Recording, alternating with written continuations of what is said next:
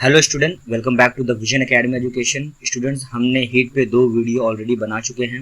पहले वीडियो के अंदर हमने लेटेंट हीट एंड रेजुलेशंस को कवर किया था। दूसरे वीडियो के अंदर सिर्फ हमने ड्यू पॉइंट्स को कवर किया था। पर इस वीडियो के अंदर हम ह्यूमिडिटी कंसेप्ट को डिस्कस करेंगे, कंसेप्ट को कवर करेंगे और वीडियो के एंड में एक ह्यूमिडिटी से रिलेटेड एक फैक्ट शेयर करूँगा आप लोगों से मैं। तो चलिए विदाउट वेस्टिंग एनी टाइम हमें वीडियो स्टार्ट करते हैं। तो सबसे पहला बता देना चाहता हूँ कि ह्यूमिडिटी एक one of the most variable characteristic है एटमॉस्फेयर में। हर लोकेशंस पे ह्यूमिडिटी चेंज होते रहते हैं, भले ही लोकेशंस में कुछ ज़्यादा डिस्टेंस ना हो। तो चलिए इसको समझने के लिए सबसे पहला इसके डेफिनेशंस को रीड आउट करेंगे और फिर रीड आउट करने के बाद मैं आपको इसको एक्सप्लेन करूँगा। ठीक है, तो अगर आपको इस डेफिनेशंस को लिखना है तो आप स्क्रीन को पॉज करके लिख सकते हैं। तो चलिए इसको रीड आउट करते हैं। Humidity is the amount of water vapor in the air. If there is a lot of water vapor in the air, the humidity will be high. The higher the humidity, the wetter it feels outside.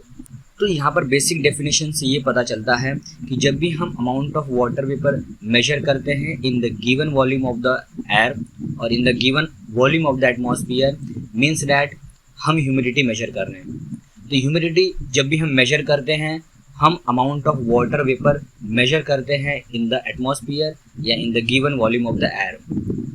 जितना ज़्यादा water vapour air के अंदर रहेगा, atmosphere में रहेगा, humidity उतना ही high रहेगा। Higher the humidity, waiter it feels outside. ठीक है, तो चलिए ये तो था डेफिनेशन ह्यूमिडिटी का। पर ह्यूमिडिटी को मेजर करने के लिए अलग अलग क्वांटिटीज़ हैं। तो हम इस वीडियो के अंदर 2 इंपॉर्टेंट क्वांटिटीज़ देखेंगे। सबसे पहला जो हम क्वांटिटीज़ देखेंगे वो देखेंगे एब्सोल्यूट ह्यूमिडिटी क्या होता है, और जो दूसरा क्वांटिटी देखेंगे रिलेटिव ह्यूमिडिटी। तो चलिए हम सबसे पहले एब्सोल्यूट ह्यूमिडिटी से स्टार्ट करते हैं। Absolute humidity expressed as a gram of water vapour per cubic metre volume of air is a measure of the actual amount of water vapour या moisture in the air regardless of the air temperatures. यहाँ पर simple definition से बताया गया है कि temperature कोई भी हो, जब भी हम किसी given volume of the air या given volume of the atmosphere का एब्सोल्यूट ह्यूमिडिटी फाइंड आउट करते हैं, मीन्स दैट हम एक एग्जैक्ट अमाउंट का वाटर वेपर फाइंड आउट करते हैं in a per cubic metre volume, मतलब in a 1 unit of volume. हम जब वाटर वेपर मेजर करते हैं हम उसको कहते हैं एब्सोल्यूट ह्यूमिडिटी। एग्जाम्पल से कंसिडर करते हैं, मान लीजिए मैंने 1 मीटर क्यूब का वॉल्यूम लिया है एयर का, उसके अंदर मैं वाटर वेपर मेजर कर रहा हूँ कि ये पर्टिकुलर वॉल्यूम 1 यूनिट का वॉल्यूम कितना वाटर वेपर कंटेन करता है। और जब मैं इसको मेजर करता हूँ और जो रिजल्ट आता है वो रिजल्ट को हम कहेंगे कि दिस इज एब्सोल्यूट ह्यूमिडिटी।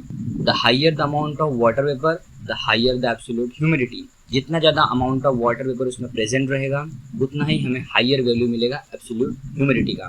तो चलिए one of the most important humidity की तरफ बढ़ते हैं, जिसको हम कहते हैं रिलेटिव ह्यूमिडिटी। जो रिलेटिव ह्यूमिडिटी होती है उसको हम परसेंटेज में मेजर करते हैं। तो पहले डेफिनेशन रीड आउट करेंगे, फिर उसको मैं आपको एक्सप्लेन करूंगा। Humidity is usually explained as a relative humidity. Relative humidity is the amount of water vapour actually in the air expressed as a percentage of the maximum amount of water vapor the air can hold at the same temperature। Basically जब भी हम humidity major करते हैं हम relative humidity में ही उसको major करते हैं, रिलेटिव ह्यूमिडिटी की क्वांटिटी में ही ह्यूमिडिटी को मेजर करते हैं। तो जब भी हम एटमॉस्फेयर या given volume of the air का actual water vapour density measure करते हैं, उसको हम अगर डिवाइड करते हैं कि वो particular given volume of air या एटमॉस्फेयर कितना मैक्सिमम होल्ड कर सकता है वाटर वेपर, कितना सेचुरेट कर सकता है, जब हम उन दोनों का रेशियो निकाल कर 100 से मल्टीप्लाई करेंगे we will get a answer in a percentage value, और उसको हम कहेंगे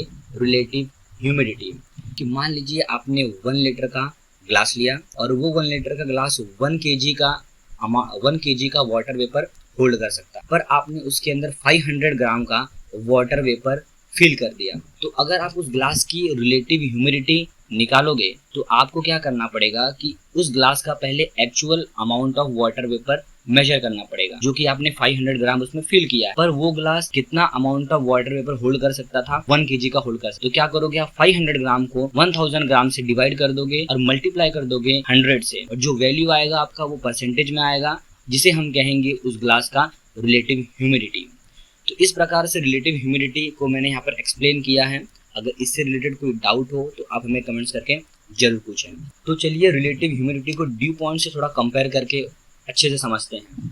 पहला पॉइंट ये है कि the relative humidity at the due point is 100%। तो जब भी एटमॉस्फेयर में ड्यू पॉइंट टेम्परेचर क्रिएट होता है, जिस एटमॉस्फेयर में वाटर वेपर प्रेजेंट होते हैं और वो कंडेंस होकर किसी ना किसी सरफेस पे ड्रॉपलेट्स के फॉर्म में सेटल हो जाते हैं, तो उस टाइम पे उस टेम्परेचर्स पे रिलेटिव ह्यूमिडिटी 100% होता है।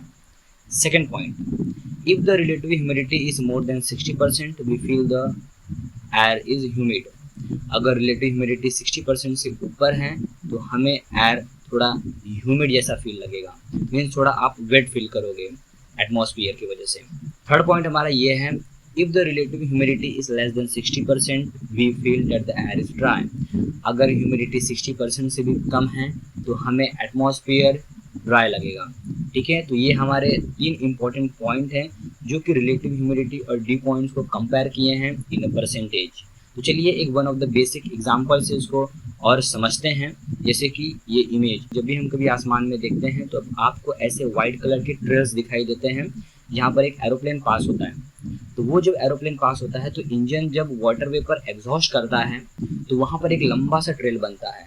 तो जब वो ट्रेल बनता है इसका मतलब ये हो गया कि वहाँ पर ह्यूमिडिटी ज़्यादा है, जिसके वजह से वहाँ पर वाटर वेपर थोड़ा सेचुरेट हो गए हैं और वो वाटर वेपर का ट्रेल इमिडिएटली डिसअपियर नहीं हो पाता है, जिसके वजह से वो कुछ टाइम तक वो एक ट्रेल आपको दिखाई देगा।